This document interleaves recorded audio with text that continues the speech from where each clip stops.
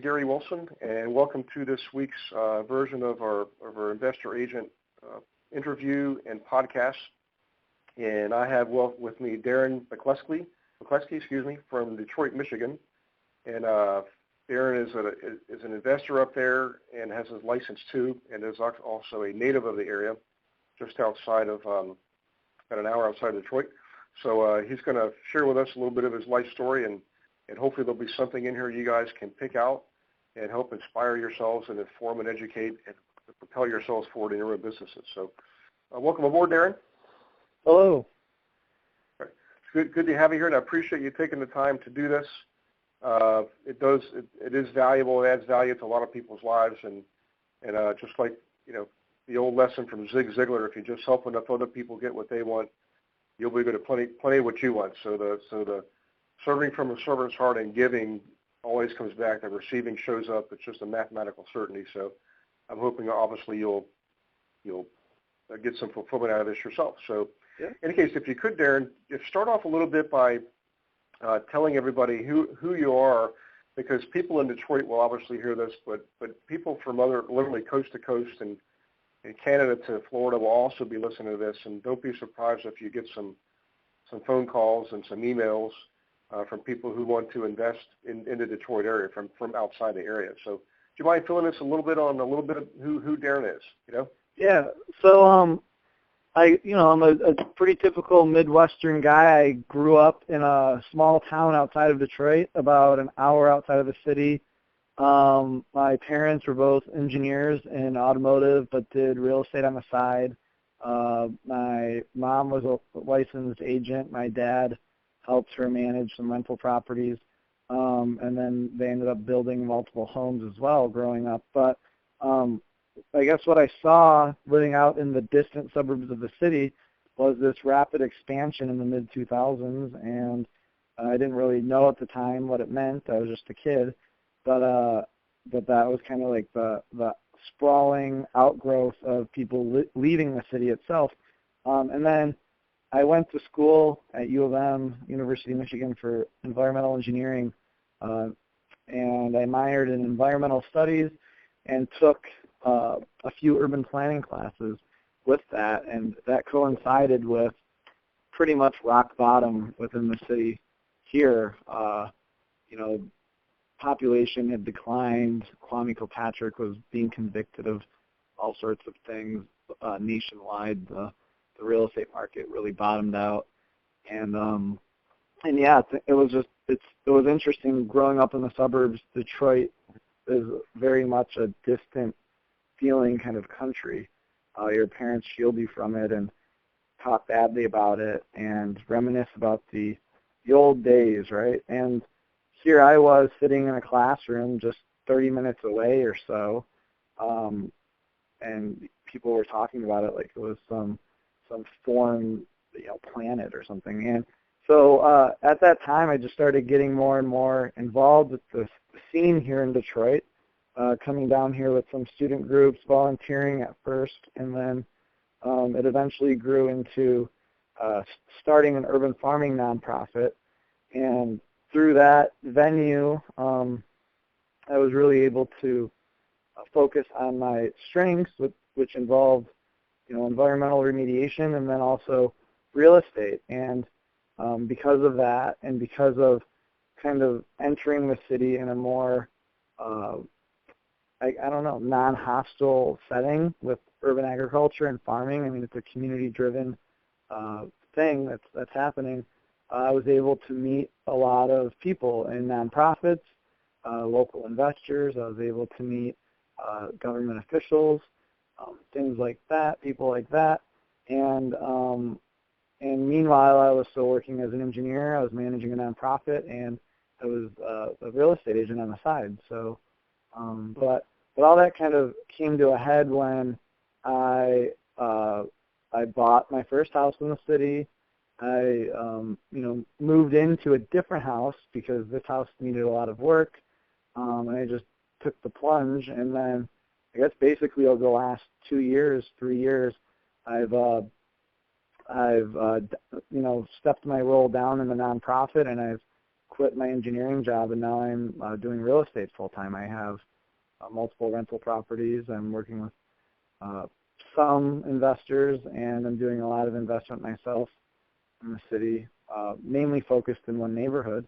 But it's a very unique landscape in that there's a lot of blight. There's a lot of differences. I mean, it's not like a normal city in that you just buy a house and you expect certain things. I mean, some of these homes are occupied. Some of these homes have major defects with physical condition or title work. But it's also a very grassroots thing, and that's part of why I love it. I love being part of this really grassroots culture of young people, motivated people doing things that they couldn't really do in any other major city. Right. Yeah. What's interesting is I was recently in Detroit teaching on three classes and two different dates, two different times, and I was really pleasantly surprised to see how much Detroit has transformed over the last few years. And I've noticed the same thing in Buffalo too, by the way. But in Detroit, what's interesting is you hit on a couple of key notes there, and one of them is you were running a foundation. Sounds like you're still involved, nonprofit organization.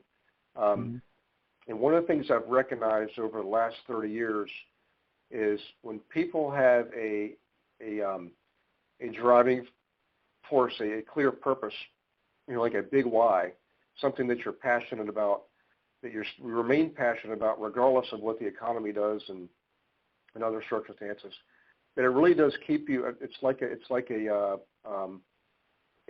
point of focus that allows you to move forward. And in spite of the things that happen in life, I mean, just face it, in every investment, in real estate that is, they don't always go the way you think they are, but you always are able to make it work out. And you give it the time and the energy and the patience and the discipline to do that. When you have a big why, like you probably are taking some of your energy, some of your time, maybe some of even your money from your investing to help the foundation. If nothing else, it does take time and energy because I know because I do that myself. But what I learned early on is I learned to with real estate over time, it kind of lost its enamel, so to speak. I still was involved with it heavily. I still am today. But what I did is I channeled all the rewards into a higher purpose, and it really ramped up my game, and my game had just expanded exponentially as a result. So with what you're doing, if you don't mind me asking, so you were an engineer. You and I have similar backgrounds, by the way, because I had a computer science degree, which when I got it was part of the engineering program. It wasn't a computer science program. It was all engineering and mathematics. And I think that and now analytical background helped me investing because I took the time and the patience to look at the details and not get too excited and overlook too many things, which was a lot of investors do.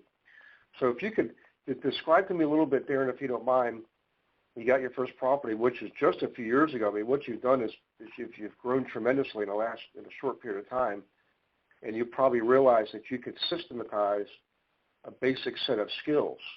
And would you mind describing a little bit about what that is? Like you got your first property, you moved in down the road because you had the one you bought had a lot of work done on it. Maybe get into a little bit of the what you did that allowed you to see a pattern or see something that could be systematized.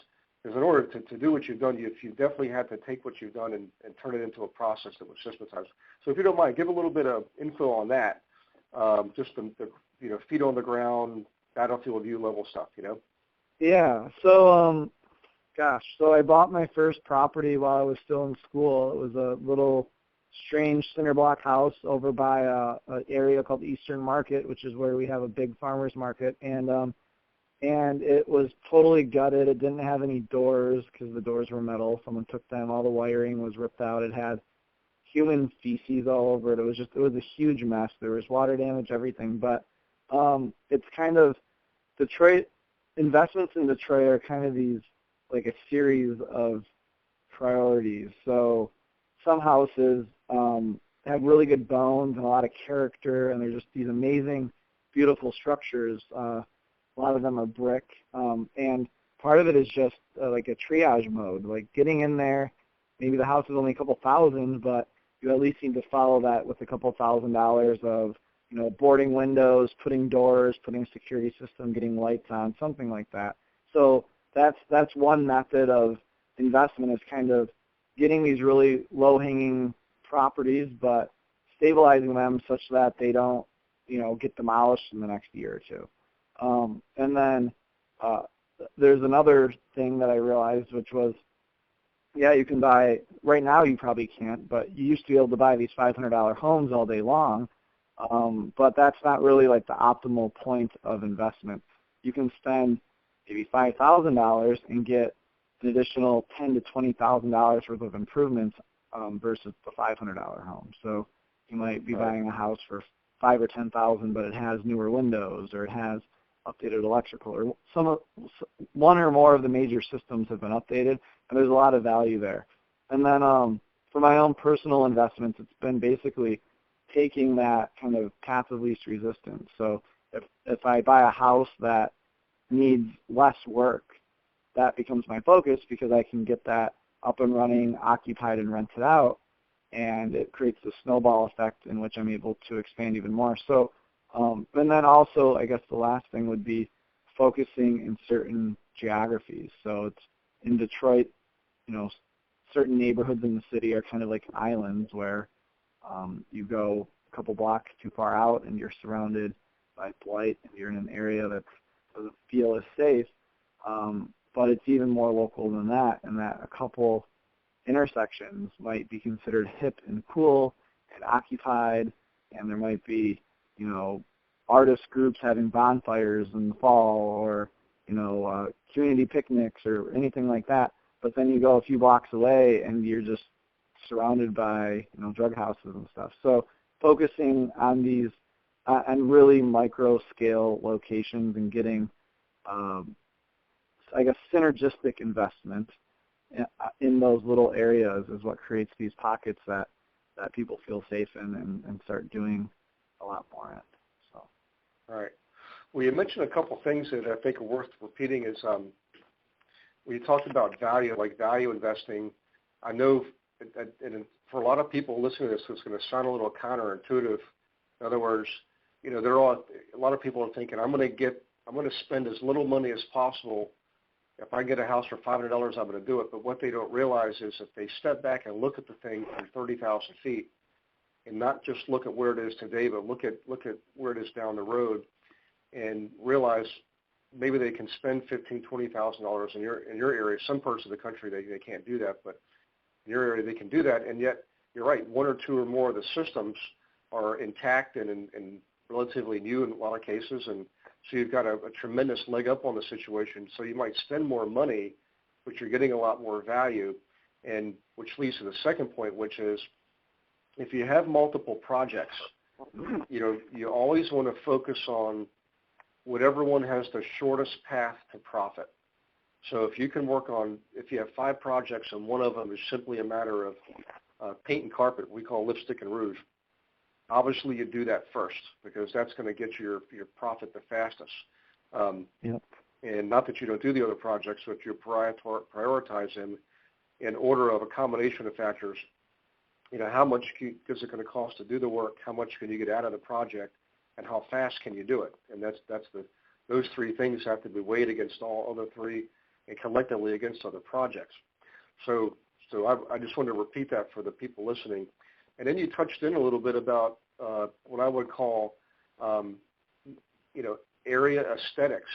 So I know that we have tools we use to help people figure out, what cities they want to be in, what neighborhoods in what cities they want to be in, and then focus on specific houses. But if you wouldn't mind, I want to talk about where you are. Obviously, we know you're in the greater Detroit area, which you mentioned you grew up about an hour outside. You mentioned 1 or 2 neighborhoods, and you mentioned inside the city you could have one neighborhood literally where they're having community events and picnics and bonfires, and then right down the road you've got urban blight.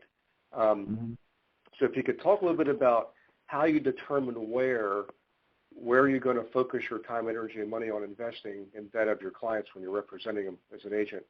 And I'll just tell you, I use planning commission websites because they're free. They load up all the census data.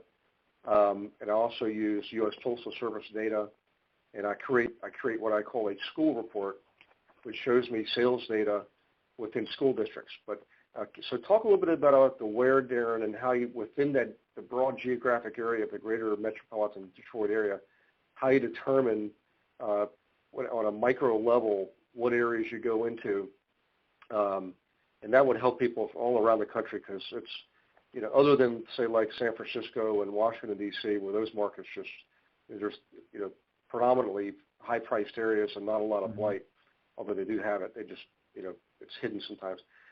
This is going to be, what you're going to describe is going to show people that what you're doing in Detroit is possible virtually everywhere. If you wouldn't mind discussing a little bit about that then.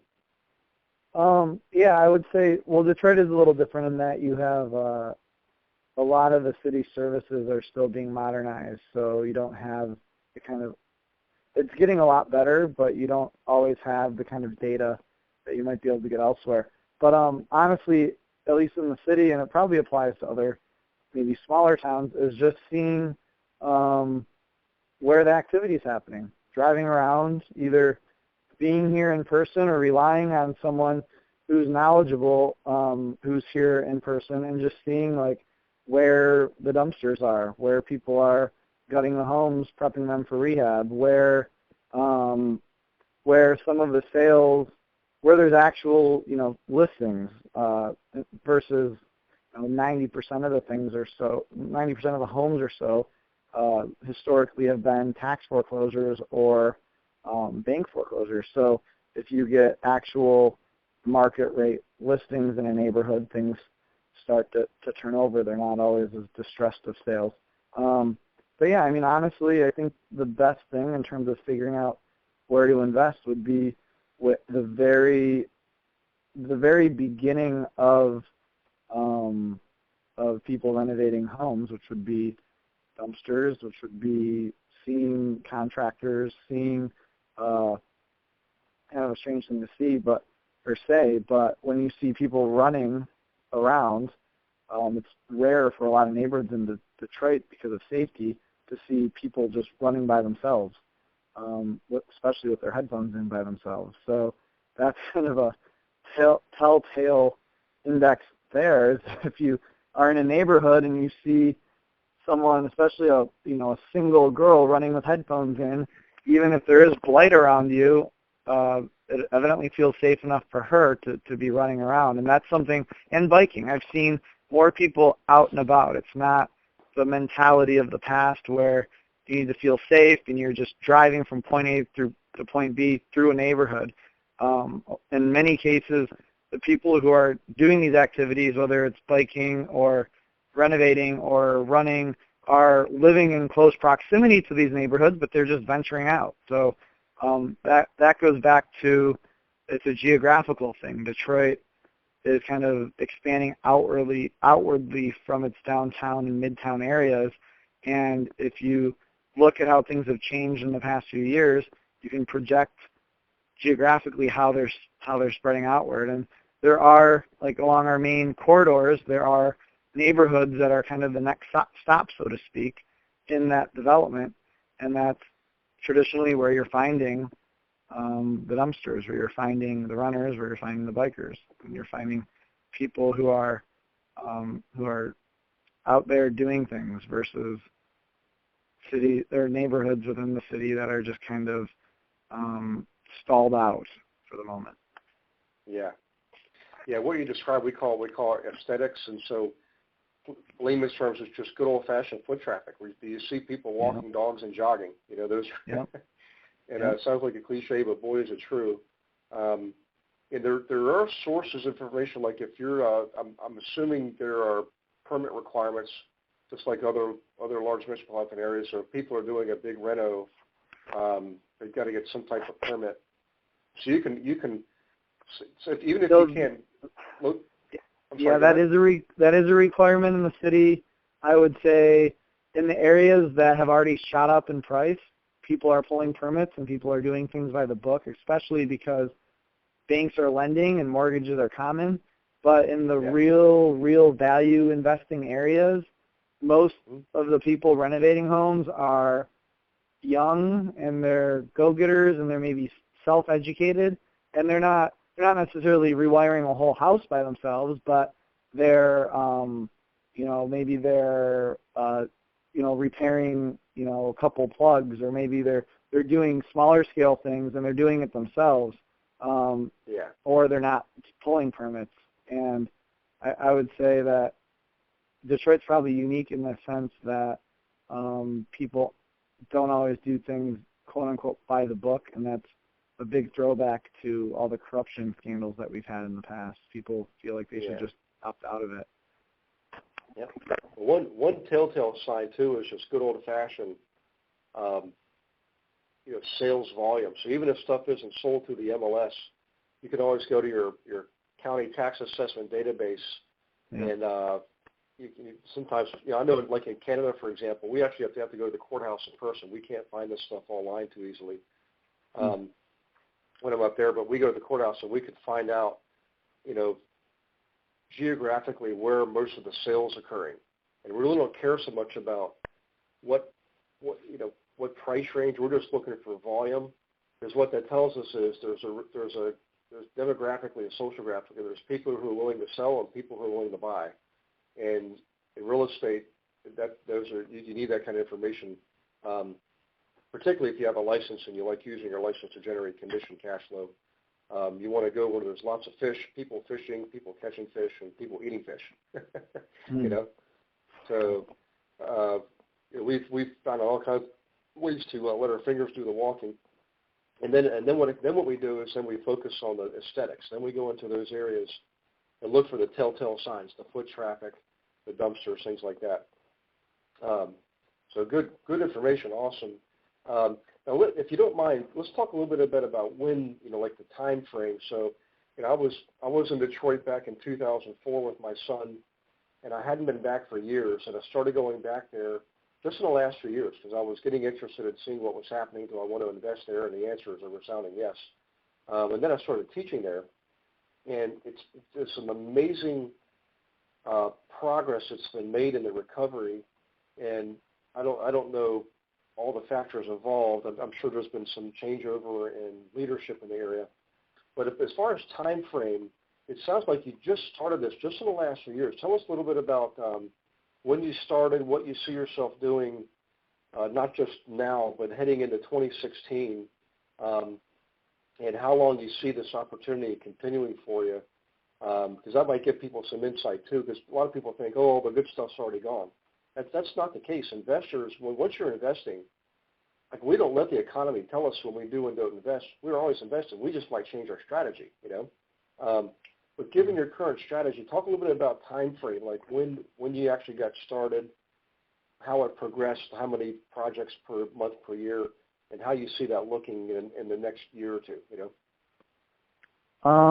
Okay, so I really only have been a full-time real estate investor for about 10 months now. I started, just in this new year. And before that, I had really only 2 properties. I had the one property that I bought by Eastern Market, and that needed a lot of capital to get it up and running. And then I bought a property near Arden Park, which is a wealthier subdivision in Detroit. I bought one street off of the subdivision, a townhouse for about $7,000, and I put another, I would say, $10,000 or so. So I had about $17,000 into it, and I'm currently getting $1,000 a month in rent there. And that one rental, getting that leased out, convinced me that it's really where I should be focusing full time. And I mean, my personal strategy is twofold. For my own personal investments, I'm making money through commissions on real estate transactions as an agent.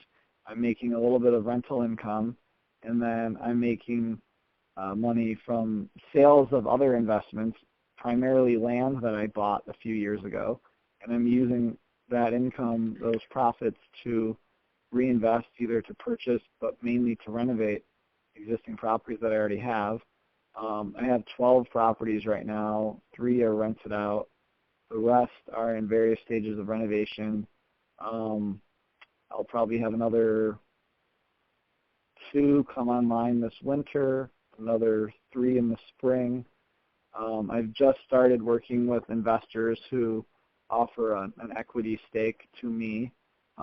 So I have 4 more houses with one investor, another apartment building with another that I'm helping manage. They're providing the majority of the capital, but I'm working on in terms of managing the acquisition, the renovation, and then eventually the leasing and the property management arm. So, I mean, that's my current game plan. I don't really know what the projection is because things are picking up so rapidly here. I don't know a year from now if I'll have, my guess would be I'd probably have, I don't know, 6 or 7 units myself, and then probably another 20, maybe 30 with investors.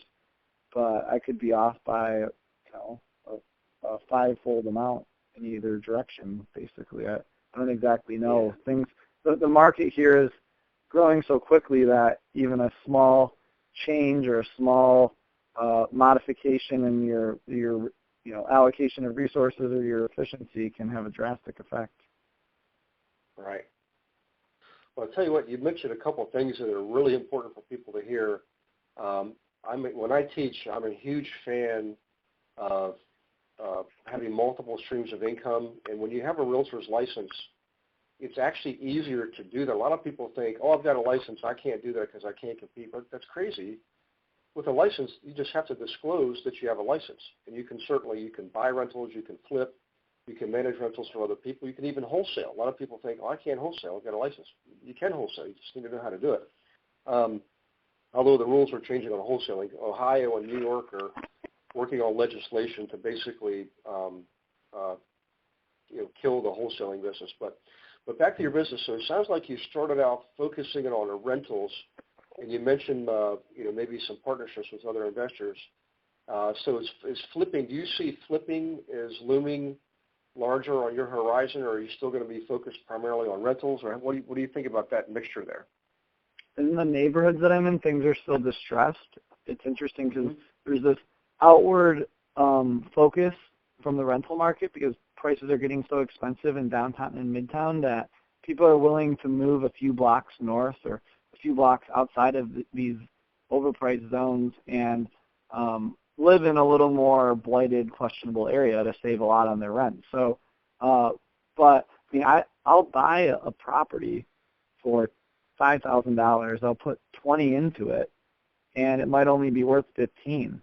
I'll actually overpay for acquisition and renovation, but I'm getting $1,000 a month in rent. So, in terms of the return on investment and the cap rate, it's off the charts, but the value is not there. So, I guess right now it makes absolutely no sense to sell, as long as it's a property that is either A, stabilized, or B, cash flowing. But in some cases where I have a property that I bought undervalued and it's outside of like this intersection that I'm focused on or outside of another grouping of properties, I'll sell it if it's to the right person and to the right at the right time. And then also vacant land. I've done exactly the same thing. If I have a single 30-foot lot that's kind of isolated, I have no problem selling that to raise more money to put into other properties to get them cash flowing. I haven't sold things yet where I've had multiple, like 7 lots in a row on one intersection. I've yet to sell off something that major, but it's something that I would consider. I've learned in the past year that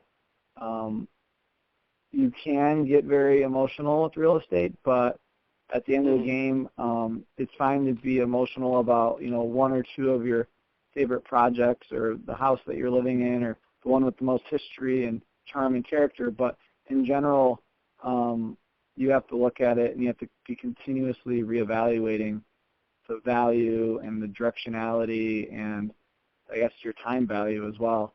to determine Right. which properties make sense to sell. Right now, though, it really doesn't make sense to sell much in the city. It makes more sense to renovate and rent. Right.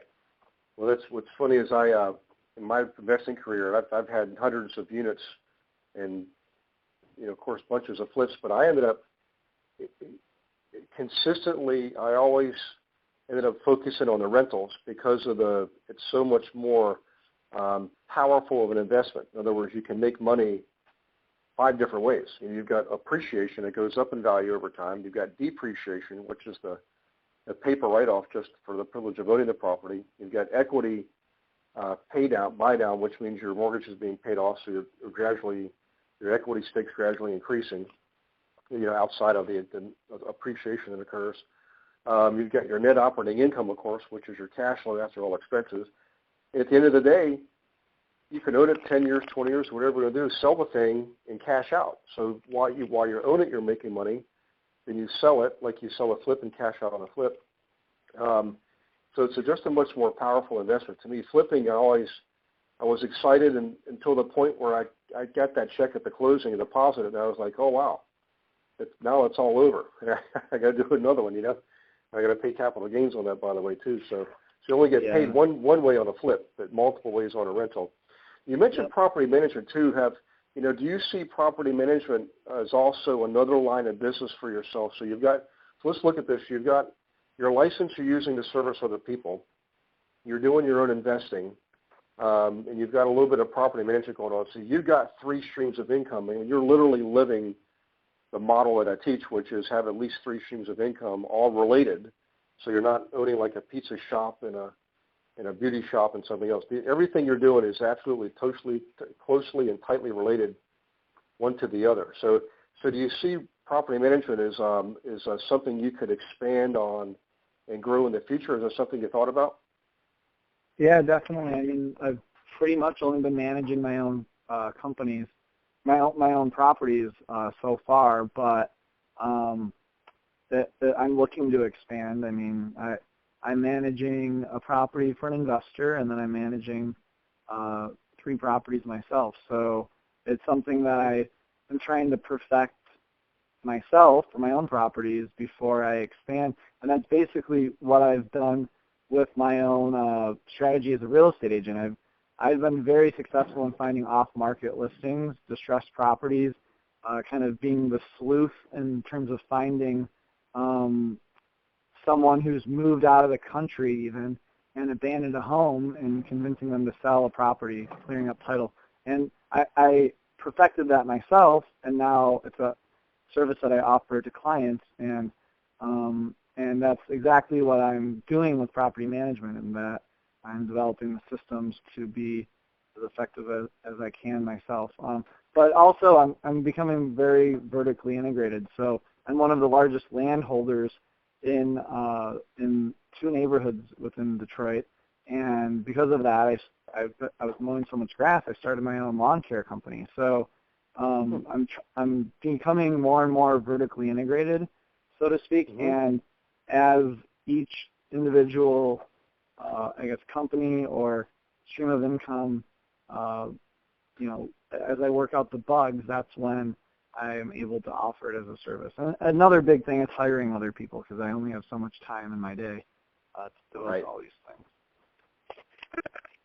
Amen to that. So, well, I'll tell you what, if you could, you've mentioned several things that you do, what I consider the how, like how you're doing what you're doing. You mentioned a few things, and one of the things I always tell people is, yes, you want to diversify, you want to have multiple streams of income, but you also want to keep tight control over your level of activity, because you are one person with 24 hours, and if you have other people in your life, which most people do, relationships, spouses, children, brothers, sisters, parents, you want to be a good husband, a good father, a good brother, a good son, and so you're smart to look for people to serve roles that you don't necessarily have to serve. They can serve a role for a certain dollar rate, and frees up your time to go out there and be the creator. Be creative, be innovative, find the properties, and make a much higher rate of return on your time. But if you could, out of all the things that you do, is there one thing you can think of it's like, how are you doing this? And this is one of the reasons why you're successful.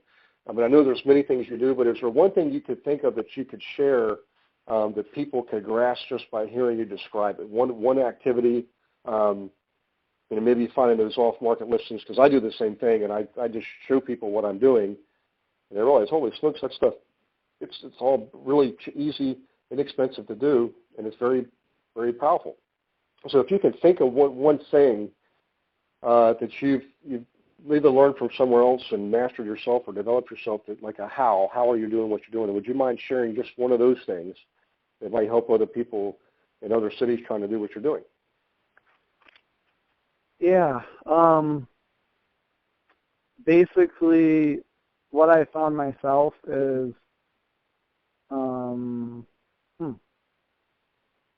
I found that there's kind of two sides to every coin, and that there are properties in the city that people have essentially abandoned, but then there's properties as well that aren't abandoned but people are struggling with. So you might, behind the scenes, be looking at public record data online or searching for someone through LexisNexis, and it may appear to be a very similar situation between these two types of properties. But in reality, someone might be struggling to hold on to their house that their family's lived in for years, and in another case, someone may have moved out and they're willing to throw you the keys for a couple $100s.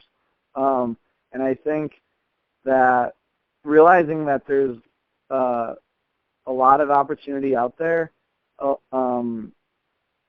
causes you to be a little more, forgiving or a little more kind, and realize that even though there might be a really good deal that you could aggressively go after, that what's more important is helping those in need, especially in Detroit, and being a resource. So one thing that I've done is, even though I'm aggressively pursuing properties, I'm also offering resources to people who need it before even talking to them about potentially buying their home.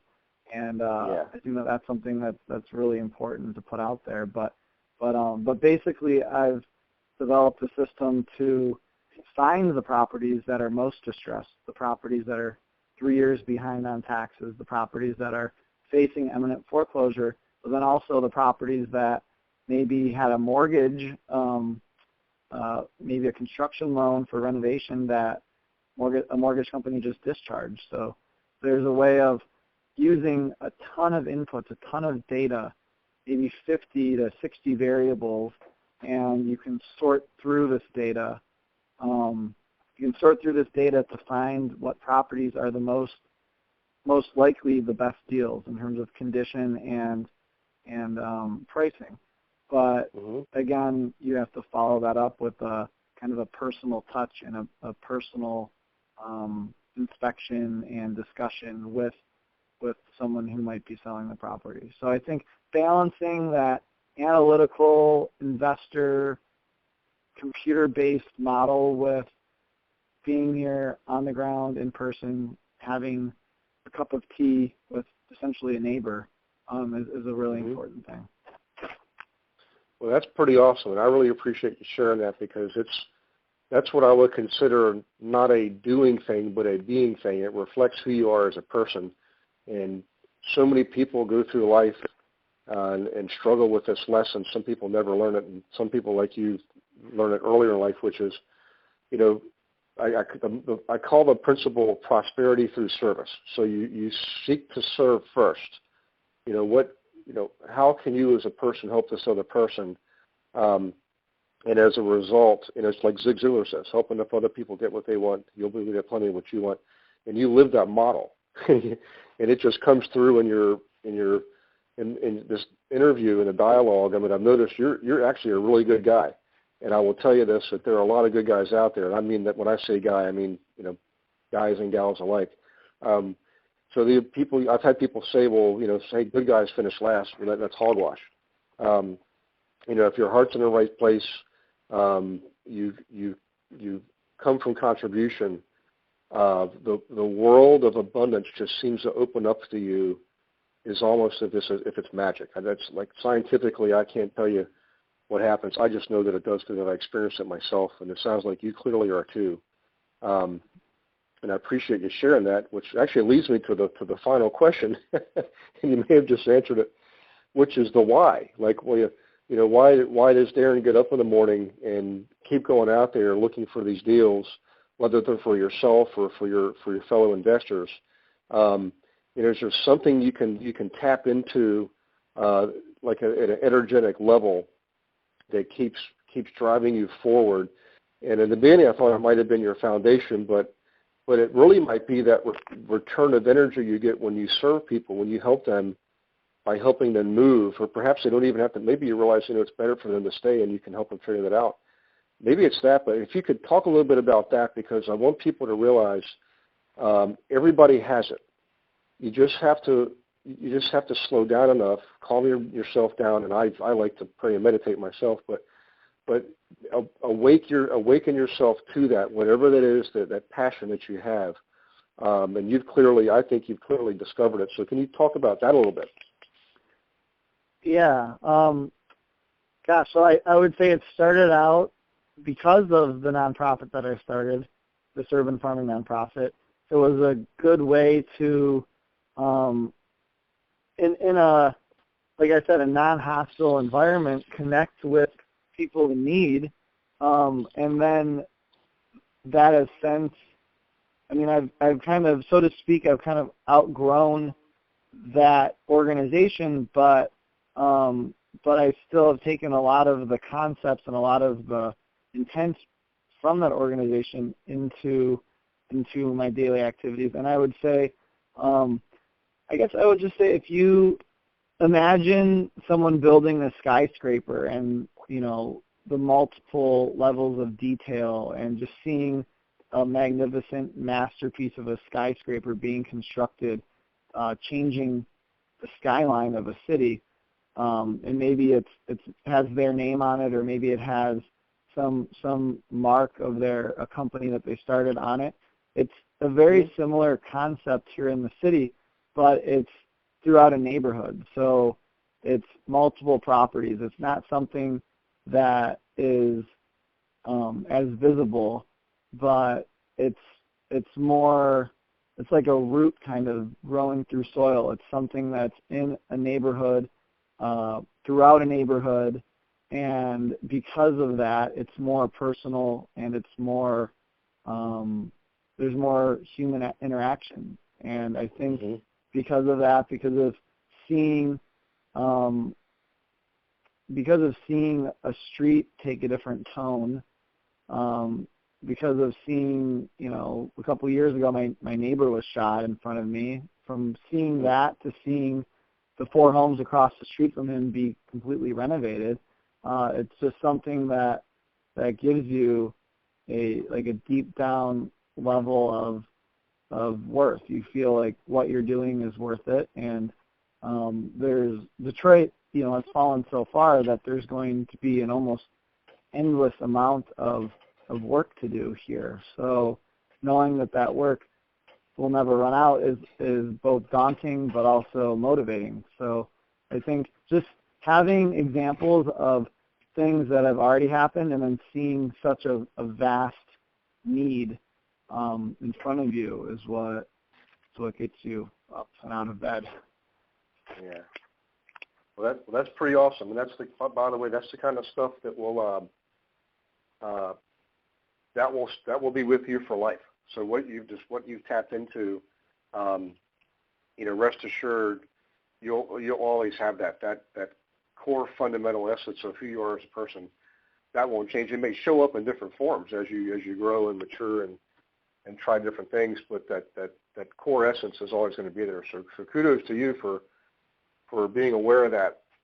And I hope that other people will be inspired by your story and will find what theirs is and learn to operate from that state of mind, so that when they're out there serving other investors or they're out there investing themselves, it's everything they're doing is in alignment with that, who they are as a person. It just makes all the difference in the world. So, Well, listen, Darin, I really appreciate you taking the time to do this. I'm sure everybody who's listening to this is going to be pleasantly surprised because there are a lot of people who are used to getting all technical data, and with this interview is refreshingly different and uplifting because you were able to tie into not just the technical part of it, but a little bit about you yourself as a person and anybody in the country and Canada, and we have some foreign listeners too who have been interested in investing in Detroit and really didn't know who to go to or how to do that.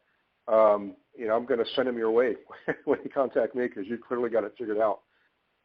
Great. So I appreciate that. And if you, any final thoughts, Darin, or any well wishes for the people who are going to listen to this recording before we sign off here? I would just say, I think pretty much throughout the country, the view on Detroit's changed drastically in the last few years. But if you are ever in the Midwest or you're ever in this area considering taking a more local vacation, come to the city, especially in the summer. Come here and see all that Detroit has to offer. It's a Rust Belt city that is really reinventing itself on the most grassroots of levels, and do some research before you head here because if you just do Google searches, you might not find the coolest spots, but just get here. You have to experience this. It's happened in other cities on a much smaller scale, but never as big as it's happening in Detroit. And it's something that you don't want to miss out on. You really should be part of it. And even if that's only visiting and educating yourself, that's fine. But just get here and try to understand what's going on. Yeah. Awesome. Well, I'll be doing that myself. I'll be back again. I believe it's going to be May. I'll be there for a full week, possibly 2 weeks, because I'll be teaching other areas around Michigan, not just around Detroit. And I'd love to hook up with you and grab a bite to eat, and maybe you can show me some of the areas you've been investing in and some of your success stories. That'd be awesome. Okay, so great. Okay, and Darin, just hang on 1 second. I'm gonna turn off the recording here, and I'll just give you just one or two instructions, and we can head out about our day. So hang on 1 second, okay? Okay.